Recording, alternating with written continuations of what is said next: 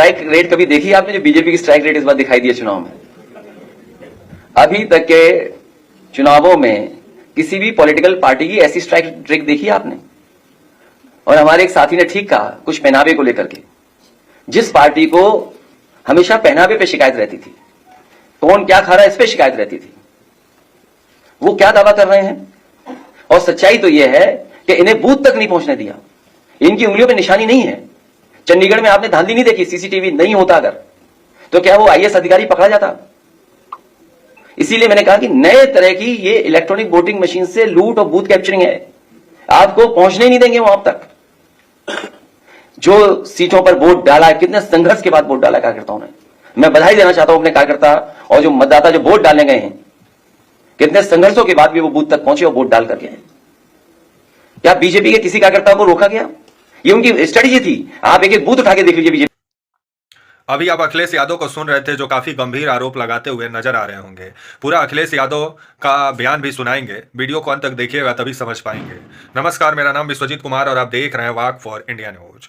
उत्तर प्रदेश में जो उपचुनाव हुए 9 विधानसभा सीट पर, एक सीट पर तो चुनाव हुआ नहीं, आपका जो मिल्कीपुर अयोध्या का सीट था, लेकिन 9 विधानसभा सीट पर जिस तरह से ऐसा लगा कि ये चुनाव आपका पार्टी नहीं लड़ रही हो और ये चुनाव पुलिस और प्रशासन जिस तरह से लड़ रहा हो, क्योंकि जिस तरह से खुलेआम योगी जी को जिताने में पुलिस और प्रशासन लगा हुआ था, और खास करके मीरापुर में एक एसओ साहब है, वो तो बंदूकें तान दिए थे, जिसके बाद से विभिन्न सवाल भी खड़ा हुआ था। और अखिलेश यादव साफ ये आरोप लगाते हुए नजर आ रहे हैं कि नए तरीके का बूथ कैप्चरिंग है, और जिस तरह से पुलिस और प्रशासन आपका योगी जी को पूरा मदद पहुंचाने का काम किया, जिस वजह से योगी जी चुनाव जीतने में कामयाब हुए।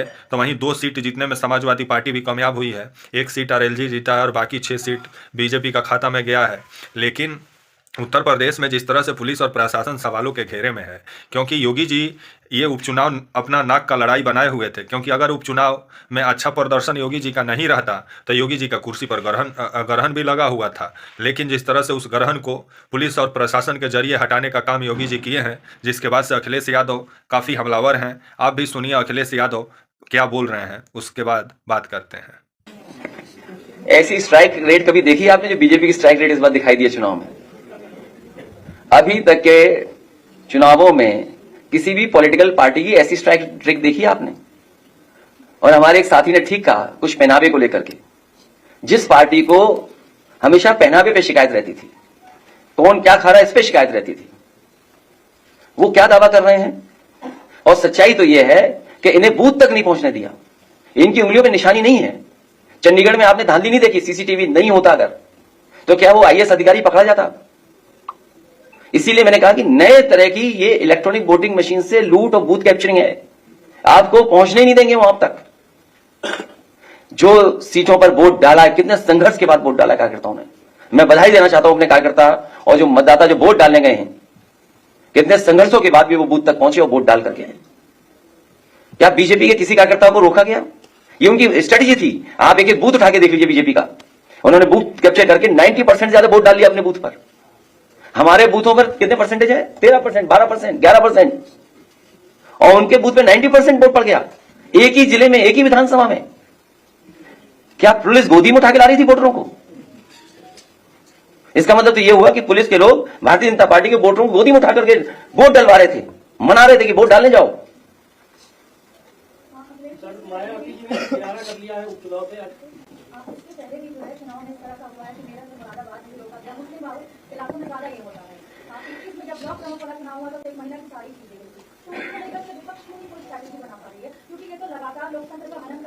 अभी 24 की स्ट्रेटेजी नहीं देखी, वही हार अभी तक स्वीकार नहीं कर पा रही बीजेपी। इसके लिए स्ट्रेटेजी बनेगी, तरीका ही बनेगा। इसीलिए मैंने कहा जिन अधिकारियों ने धांधली की है, कागज उनका पीछा नहीं छोड़ेगा। सीसीटीवी या जो हमारे समाजवादियों के पास बड़े पैमाने पर रिकॉर्डिंग है, उन सबको चुनाव आयोग के सामने रखा जाएगा। उसमें मुझे उम्मीद है कि आप लोग भी सहयोग करेंगे। समय समय पर आप भी समाजवादी पार्टी का सहयोग करें लोकतंत्र मजबूत करने के लिए। उन वीडियोस को जरूर चलाएं आप लोग भी। किसका 24 में कर लिया था क्या इन्होंने?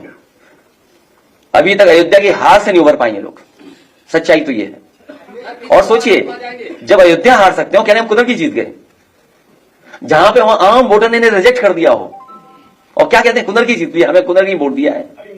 जिनके अपने वोटरों ने, इनके अपने वोटरों ने रिजेक्ट किया है, जहां पर मिल्कीपुर में चुनाव नहीं करा पा रहे हैं।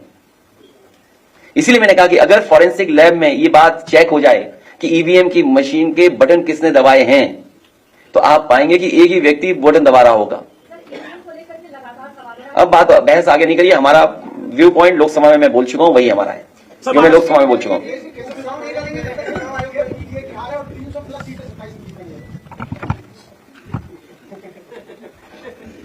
बेहाल है वो। अब उपचुनाव हो गई नहीं, अब उपचुनाव कोई होगा ही नहीं, एक होगा बस। सर महाराष्ट्र और झारखंड चुनाव परिणामों पर क्या कहेंगे सर?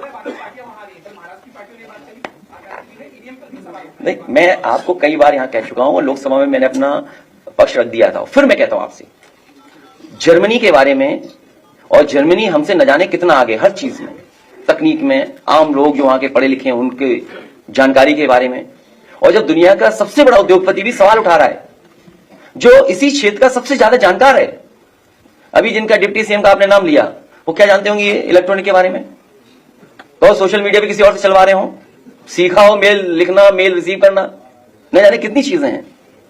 और जो नया आ गया जीपीटी चैट, वो कहो इस्तेमाल करना, अब सीखे हो, शायद न सीख पाए हो, उसमें ऐसी फौज है उस दल में ऐसे लोगों की। खैर, तो जर्मनी जैसा देश ये कहता है कि ईवीएम से वोट पड़ना उनके देश में अनकॉन्स्टिट्यूशनल है।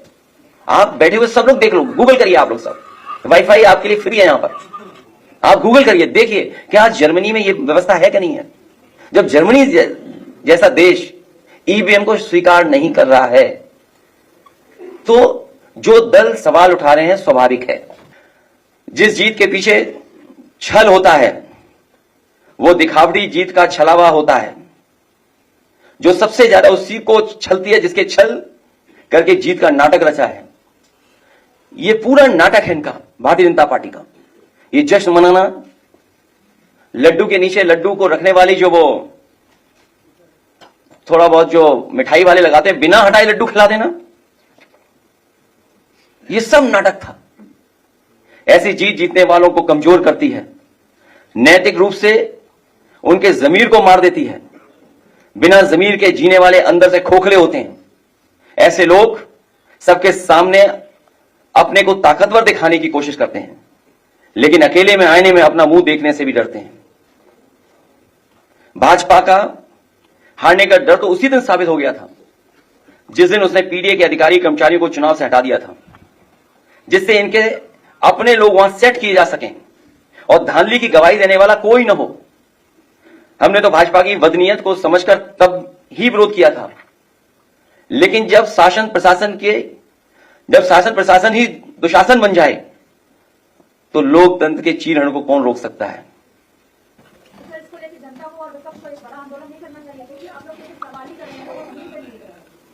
अभी हारे हम लोगों ने इतना वोट डाला, मैं फिर कहूंगा पीडीए परिवार इतना वोट डालेगा कि मशीन भी नहीं कैलकुलेट कर पाएगी।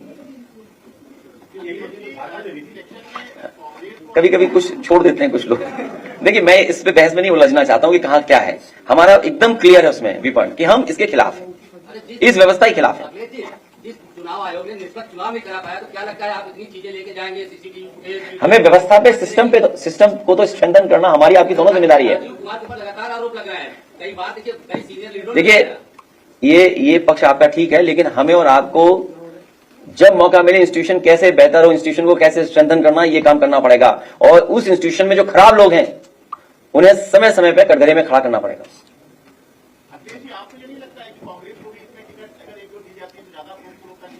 आपकी किसी कांग्रेस के बड़े नेता से बात हुई क्या? तब ठीक है, तो उनसे पूछ लेते मांगी क्यों नहीं। तो उन्हें तो पता है हमने दी थी सीटें। अगर ये बताओ, सबको बता दो अगर आप बातचीत हुई है तो कौन कौन सी सीट दी थी मैंने।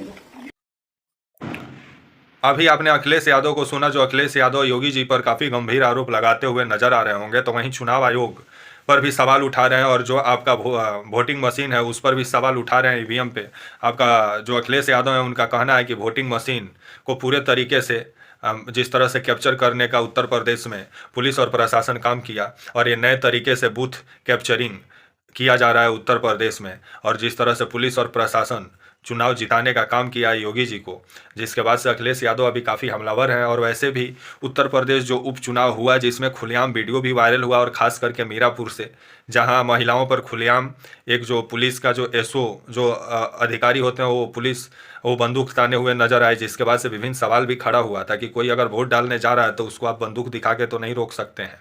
जिसके बाद से इस घटना को लेकर के भी काफ़ी योगी सरकार का फजीहत भी हुआ।